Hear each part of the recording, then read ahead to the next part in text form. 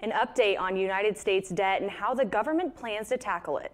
President Biden's big announcement. New information surrounding Trump's legal battles. Drama in the NBA playoffs and the NFL draft. And stay tuned for this week's weather forecast. All this and more on Uindy TV. From the campus of the University of Indianapolis, this is Uindy TV News. Welcome, my name is Hannah Hurley. And I'm Grayson Holt. The United States government might not default on its debt after all. Speaker of the House Kevin McCarthy announced on Monday that a bill to raise the U.S. debt ceiling will head for a vote in the House sometime this week. The U.S. government hit the debt ceiling back in January, which means that the government cannot take on any new debt. Treasury Secretary Janet Yellen said that the government had until about June to come to a solution or the government would default on its debt. The delay on solving the issue was caused by political differences as Democrats and Republicans have drastically different takes on solving this issue. McCarthy's bill is seen as a compromise by Republicans as the bill would raise the debt ceiling in exchange for tremendous spending cuts and capping the limit at which the ceiling can rise at 1% per year. And that's just if the bill gets passed. The U.S. national debt is currently sitting on over $31 trillion. President Joe Biden has officially announced his re-election news. What is the most poorly kept secret in Washington, D.C.? The president and vice president are ready for a second term in office. Today marks 4 years of the day Biden announced his 2020 run for the White House and a possible rematch against Donald Trump. Biden framed the 2024 election as a fight against Republican extremism. He argues that he needs another term in office to fully restore the nation's character. In addition to being the oldest president in history, Biden is facing low approval ratings and questions about his age. According to a recent NBC News and Wall Street Journal poll, Biden may benefit from the possible rematch of 2020 with his estimated 3-point cushion over Trump. The president uses imagery in his video to show the Capitol riot, possible Republican matchups, abortion protests, and LGBTQ protests that occurred throughout his time. Biden's ultimate hope is that voters believe in fulfilling his promise of battling for the soul of America. According to two sources, Joe Biden will name Quentin Folks as his deputy campaign manager. The campaign launch will not change the president's daily duties, but will likely add more fundraising and events this summer. Former President Donald Trump has recently found himself under fire regarding the 2020 Stormy Daniels election cover-up. Trump is now facing several accusations dating back to the 1990s. Former magazine columnist E. Jean Carroll arrived at a federal courthouse Tuesday for her civil trial against Donald Trump. She alleges Trump raped her in the dressing room of a luxury department store in the mid-1990s. Trump denies the allegations, saying he has never even met Carroll and accuses her of making up the story to just sell books. The former president is not expected to attend the trial unless he is called to testify or if he chooses to take the stand in his own defense. Jury selection began Tuesday and panel members will remain anonymous for their own protection. The trial is expected to last up to 2 weeks. Coming up next, another mass shooting affecting our youth. Stay tuned. Say Bryce Young, right?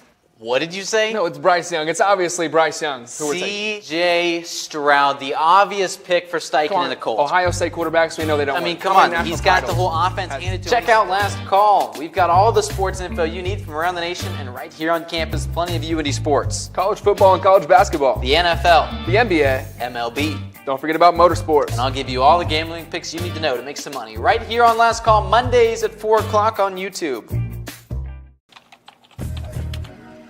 The world's a crazy place, and it's only getting crazier. And it seems like no one wants to talk about it. So I'm going to. That's why I created Real Talk, a roundtable discussion show where each week I bring on different guests to talk about hot-button issues in society. Join me every week to get your questions answered, Wednesdays at 1 p.m.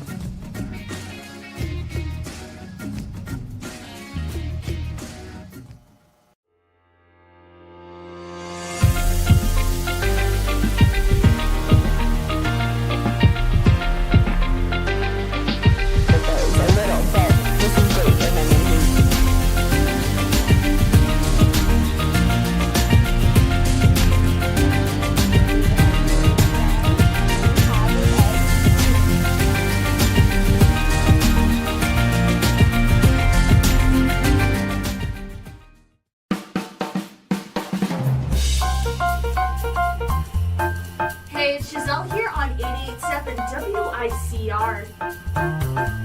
88.7 The Diamond, the only jazz and classical station in Indianapolis, completely led by the students of the University of Indianapolis.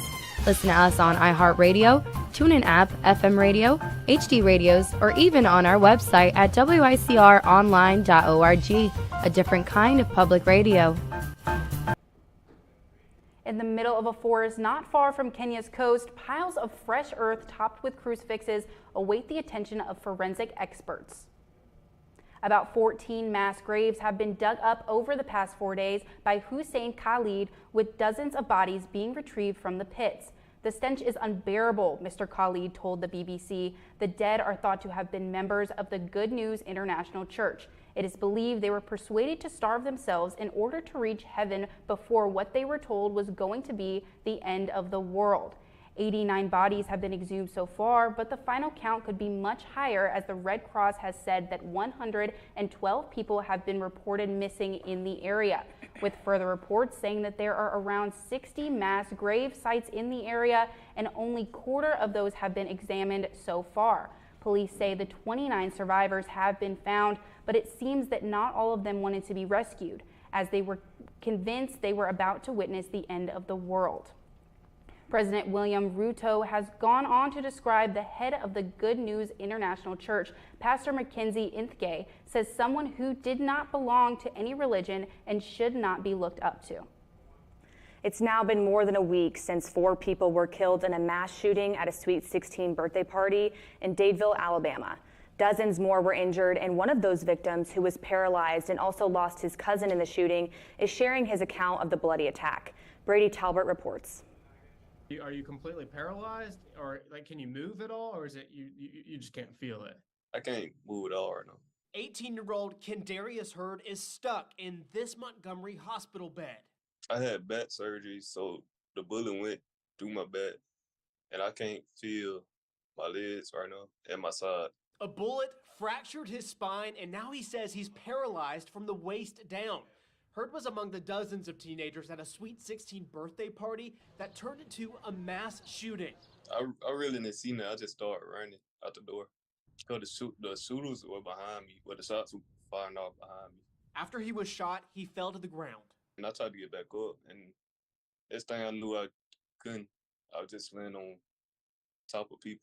Hurd is a football player at Dadeville High School, set to graduate this year. He has dreams of playing at Jacksonville State University and hopes he can overcome this injury. It's a dream he shared with his cousin, Philstavius Dowdell, who recently committed to JSU before he was killed. I lost family members.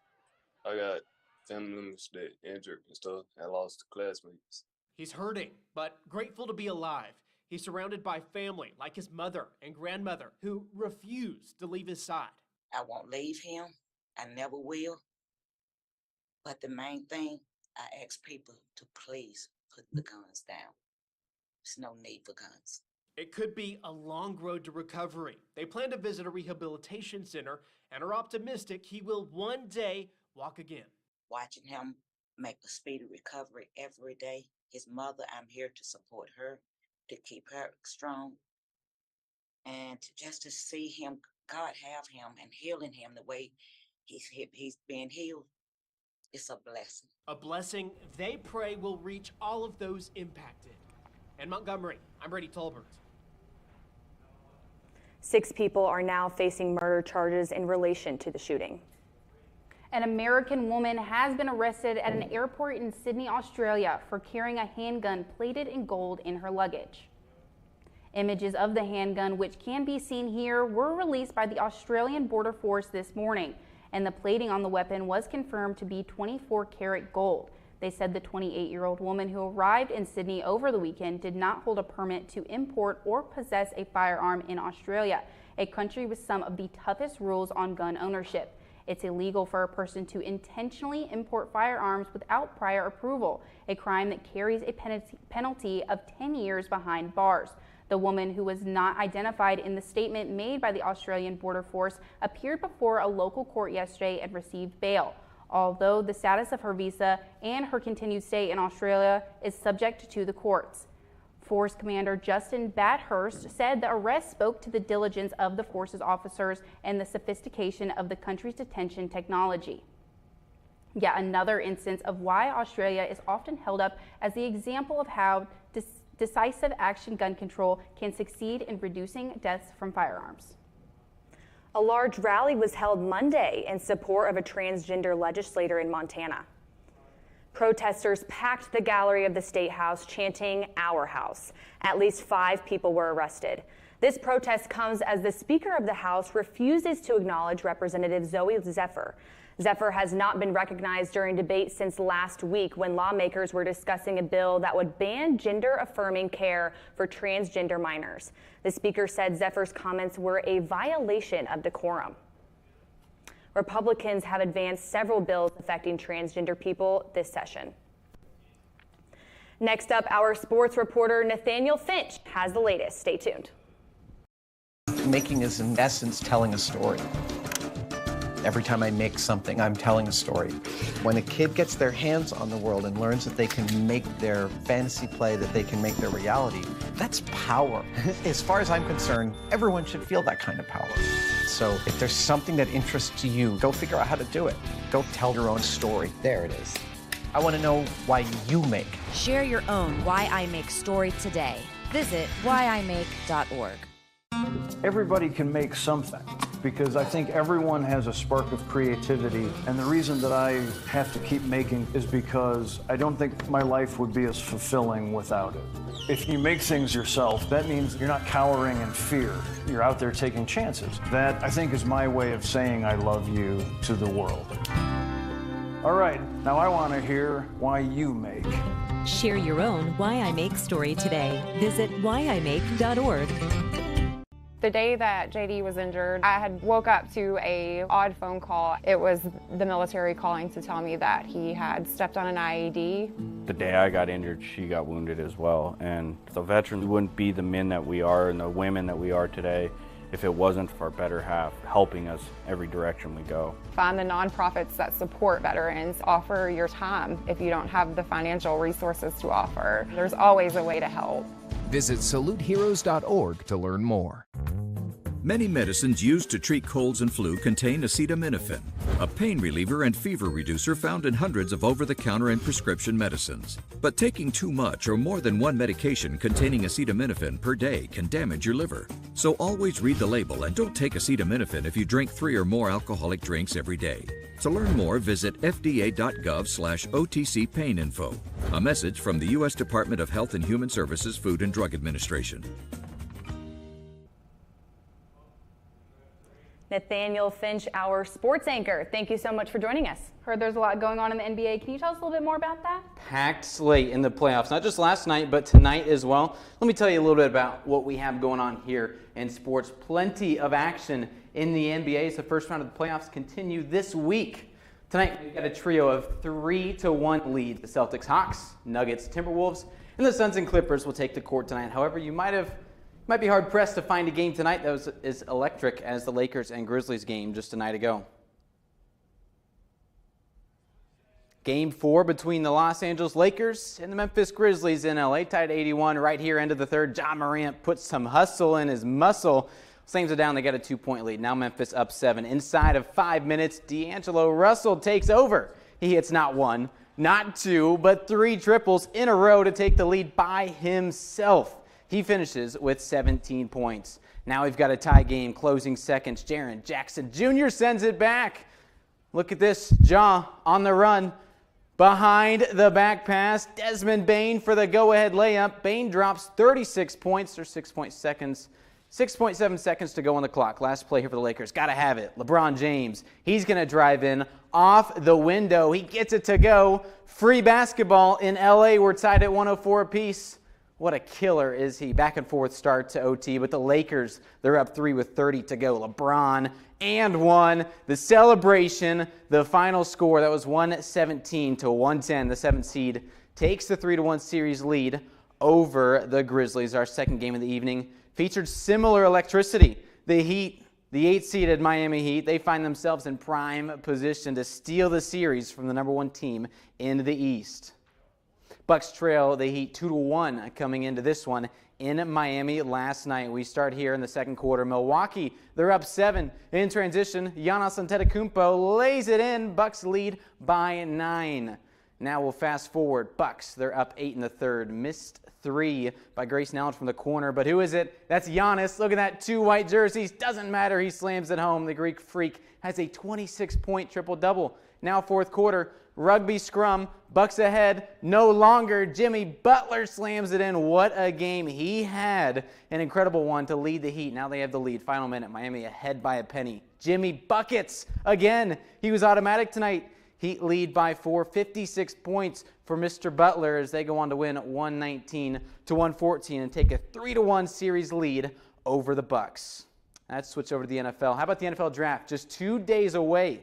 As the first round is slated for Thursday night in Kansas City, the Colts currently own the number 4 pick in the draft and look to fill the biggest position in professional sports. That's a quarterback. Bryce Young, C.J. Stroud, Anthony Richardson, Will Levis sit as the top candidates for the blue and white this season. GM Chris Ballard talks about how a coach like Shane Steichen can work with a variety of quarterback styles. And I think as we've gone through the process of all the evaluations and coming down to what we think will be best for the Indianapolis Colts, whoever we end up taking is going to be that guy, and he'll make it work. I always love to read the reports that the Colts love this guy, and they love this guy, and they're dialed in on this guy. Like, who'd that come from? It didn't come from me. I mean, who's it coming from? Like, who's telling them who we love and who we don't love? Like, they don't know. Excited to see how that all unfolds just on Thursday night. How about we switch over to Uindy Sports? Big news just yesterday coming from both the men and women's tennis teams as they're hosting their Midwest regional tournaments after winning their respective GLVC tournaments and clinching that number 1 seed. This comes as the first GLVC title win for the men's team since 2019. They had a dominant 4-1 victory over Southwest Baptist, finished the season 19-2 record. They move on to play McKendree in the first round, 10 a.m. Saturday, Center Grove High School just south of Indy. You better be there. As for the women, there is no surprise as this is their 4th GLVC championship in a row, ending a 17-5 record. The Lady Greyhounds will start with a bye in the first round. And they'll face the winner of Findlay and Drury in the second. All matches begin 10 a.m. on Monday and Tuesday. You guessed it, Center Grove High School. Not a foreign concept that we've got all these Uindy teams ending up number 1 in the region. A beautiful Wednesday on the way. How about Leticia Vaselli? She's got the weather report for us. That's after this. I'd take Bryce Young, right? What did you say? No, it's Bryce Young. It's obviously Bryce Young. C.J. Stroud, the obvious pick for Steichen and the Colts. Ohio State quarterbacks, we know they don't I mean, come on. He's got the whole offense handed to him. Check out Last Call. We've got all the sports info you need from around the nation and right here on campus. Plenty of Uindy sports. College football and college basketball. The NFL. The NBA. MLB. Don't forget about motorsports. And I'll give you all the gambling picks you need to know to make some money right here on Last Call, Mondays at 4 o'clock on YouTube.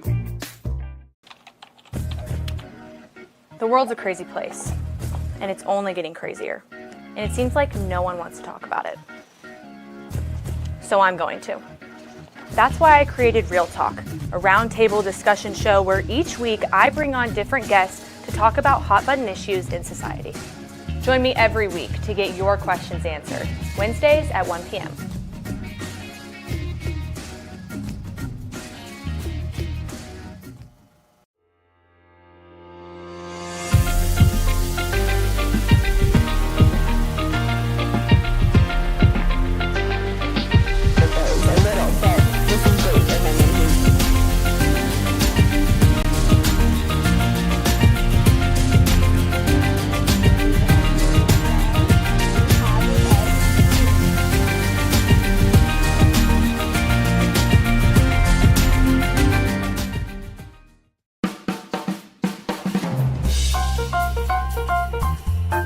Hey, it's Giselle here on 88.7 WICR.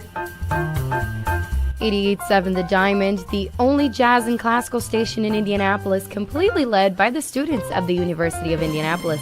Listen to us on iHeartRadio, TuneIn app, FM radio, HD radios, or even on our website at wicronline.org, a different kind of public radio. Leticia Vaselli, our weather reporter, thank you so much for joining us. please tell me that I can go outside this weekend. Give us some good news. Okay, We need it. I'm gonna have to tell you the weather is gonna get warmer, but you will not necessarily be able to play out in the sun as we have in the past couple of weeks. Let's go over here and take a look at the live webcam in Carmel. Right now, it is partly cloudy and 57 degrees, but expect the temperature to drop as we head into tonight to the higher 30s. You might just be able to see the sunset behind the clouds at around 8:30 p.m. tonight, and along with that, some chance of showers, but definitely a night to stay in with a warm blanket. Gloomy start to our day here in Indianapolis, but the skies have opened up a little bit, but thanks to the high pressures that moved the system across the southern part of the Hoosier State, as you can see right behind me, moving up to Ohio, it will remain partly cloudy as we move into Wednesday. However, we only get a glimpse of this before the low pressure system passing over the Rockies reaches the Midwest over here, so expect some rain as we head into the weekend because as you can see the systems are moving this way and we'll go into Ohio, but that's the cause of our showers. Now looking at our extended forecast tonight, expect isolated showers with a low of 37. For tomorrow, mostly sunny with a high of 60 and a low of 38. So again, a colder night. On Thursday, mostly cloudy with a high of 66 and 20% chance of showers in the afternoon. And it'll be kind of windy, so expect to bring some coats as you're on your way out to work or wherever you're going. And on Thursday night, expect also showers after 8 p.m. with a low of 50 degrees. Moving on to Friday, there'll be also rainy all day with 80% chance and a high of 64 before just 8 p.m. Friday night will be cloudy with a low of 46 and most likely will not be rainy. So for Friday night, you can head out if you want, but make sure to bring a coat because it'll also be kind of cold. And finally for Saturday, a 50% chance, let me get out of the way. A 50% chance of rain showers in the afternoon, but the sun will come out with a high nearing the 70s. Saturday night showers are likely with a low of 47, so if you're like us and you'd like to head out, make sure you don't forget your rain boots and your raincoat because the weather will be warmer, but the streets will certainly not get any drier. So girls, I'm so sorry to tell you this, but the weather will be kind of wet this weekend, but it will be warmer. So back to you guys. So much, Leticia, for joining us. One of Fox News' popular media figures is out. The network is cutting ties with Tucker Carlson, host of its highly rated hour. CNN's Brian Todd reports. A stunning and sudden break between Tucker Carlson and the network that had embraced him at his most outrageous moments. Carlson abruptly pushed out at Fox News. This was an action taken from the top levels of the network with the assent of its corporate parent. At minimum, reaches down. So ends one of the most controversial runs in cable television history. Carlson's show, one of the highest rated ever on cable, but often full of xenophobic, anti-immigrant, conspiratorial rhetoric, much of it propelled by the host himself. The outcome of our presidential election was seized from the hands of voters, where, of course, it rightly belongs. He will be part of a chapter of Fox News where the hosts in the Trump era were unbridled and at times uncontrolled, defining their own direction. During the COVID pandemic, Carlson often railed on the idea of encouraging people to get vaccinated. The idea that you would force people to take medicine they don't want or need, is there a precedent for that in our lifetime? I honestly think this is the greatest scandal of my lifetime by far. Some of his more disquieting moments came in the immediate aftermath of the January 6th attack on the Capitol, when Carlson repeatedly defended insurrectionists, then laid out a baseless theory that it was all an FBI false flag operation. FBI operatives were organizing the attack on the Capitol. That was something that really shocked many of his colleagues at Fox News. It led to objections from Chris Wallace and Brett Baer, both of whom were perhaps the top figures on the news side. In the end, some pieces of litigation could have been instrumental in pushing Carlson out. The Dominion lawsuit settled for more than $750 million, where texts from Carlson were revealed showing he believed differently from what he said on air, saying about Donald Trump, "I hate him passionately. There isn't really an upside to Trump." And lawsuits filed by former Fox News producer Abby Grossberg against the network, claiming Carlson's show team engaged in rampant sexism, including texts she said were from Carlson using the C word to refer to former Trump lawyer Sidney Powell. Fox has said Grossberg's lawsuits were, quote, riddled with false allegations. This has been a tremendously, I think, painful, even traumatic experience for Fox News to see all their inner communications get splayed out in public. They are one of the most opaque institutions in American society for a very good reason, and that is they don't want people seeing in. Tucker Carlson has not yet responded to requests for comment, but a source says he will not have a final farewell show. In Oklahoma, a woman was told to wait until she's crashing to potentially receive abortion care. The molar pregnancy J.C. Staten had would never become a baby because it was cancerous. At the last hospital she tried in Oklahoma, Staten says staff told her and her husband that she could not get a surgical abortion until her health started declining. Oklahoma has 3 overlapping abortion bans, each with different and sometimes contradictory definitions and exceptions. A study published Tuesday, along with a commentary in the Lancet Medical Journal, shows hospitals all over Oklahoma are struggling to interpret the laws and create policies that comply with the state's abortion bans. The resulting confusion is having dangerous consequences for women like Stanton. When we come back, more information on how you can be involved in the cleanup of beautiful Indianapolis. Stay with us. Making is, in essence, telling a story. Every time I make something, I'm telling a story. When a kid gets their hands on the world and learns that they can make their fantasy play, that they can make their reality, that's power. As far as I'm concerned, everyone should feel that kind of power. So if there's something that interests you, go figure out how to do it. Go tell your own story. There it is. I want to know why you make. Share your own Why I Make story today. Visit whyimake.org. Everybody can make something, because I think everyone has a spark of creativity, and the reason that I have to keep making is because I don't think my life would be as fulfilling without it. If you make things yourself, that means you're not cowering in fear. You're out there taking chances. That, I think, is my way of saying I love you to the world. All right, now I want to hear why you make. Share your own Why I Make story today. Visit whyimake.org. Uindy will be hosting the Great Uindy Cleanup event on April 29th. Here's what you can expect.